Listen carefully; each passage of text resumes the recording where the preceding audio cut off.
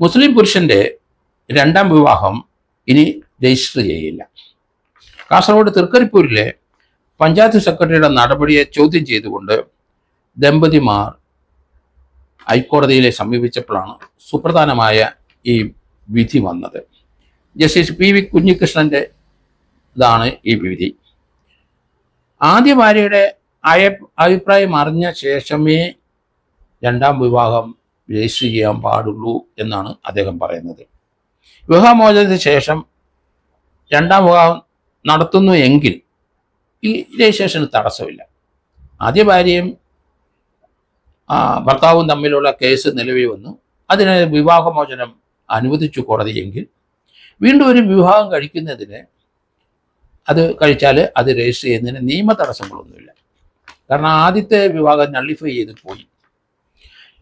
കാസർഗോട്ടെ വിവാഹം കഴിച്ച ദമ്പതികൾ ആദ്യത്തെ വിവാഹത്തിൻ്റെ കാര്യത്തെപ്പറ്റി ഒന്നും പറയുന്നില്ല. ആദ്യം അയാൾ വിവാഹം കഴിച്ചിട്ടുണ്ട്. മുസ്ലിം വ്യക്തി നിയമ ചില സാഹചര്യങ്ങളിൽ രണ്ടാം വിവാഹം അനുവദിക്കുന്നുണ്ട്.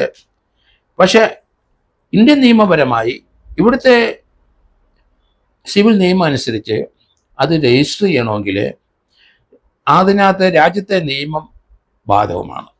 അവിടെയാണ് ഹൈക്കോടതിയുടെ സുപ്രധാനമായ നിർദ്ദേശം വന്നത്. രണ്ടാം വിവാഹമോചനത്തിന് ശേഷം കഴിക്കുന്നതിന് ഒരു തടസ്സമില്ല. പക്ഷേ മുസ്ലിം പുരുഷൻ രണ്ടാം വിവാഹം രജിസ്റ്റർ ചെയ്യുന്നെങ്കിൽ അല്ലെങ്കിൽ ആദ്യത്തെ ഭാര്യയുടെ അഭിപ്രായം കൂടെ അറിയണം. അതുകൂടെ കേട്ട ശേഷം മാത്രമേ രജിസ്റ്റർ ചെയ്യാൻ കഴിയുള്ളൂ. രണ്ടാം വിവാഹം കഴിക്കുന്നതിനെ ഖുർആൻ എതിർക്കുന്നില്ല. 3 പ്രാവശ്യം തലാക്ക് ചൊല്ലിയാൽ കഴിക്കാം എന്ന് പറയുന്നുണ്ടെങ്കിലും അത് രജിസ്റ്റർ ഖുർആൻ എതിർക്കാത്തിടത്തോളം കാലം വിവാഹം കഴിക്കാം.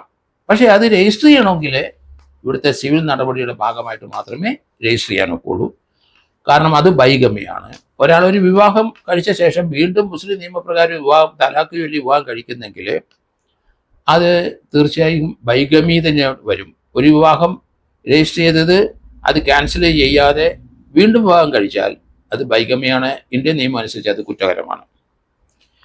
ഇത്തരം സന്ദർഭങ്ങളിൽ ഭരണഘടനാപരമായ അവകാശങ്ങളാണ് മുകളിലെന്ന് ജസ്റ്റിസ് പി വി കുഞ്ഞികൃഷ്ണന്റെ ആ ജഡ്ജ്മെന്റിൽ പറയുന്നു.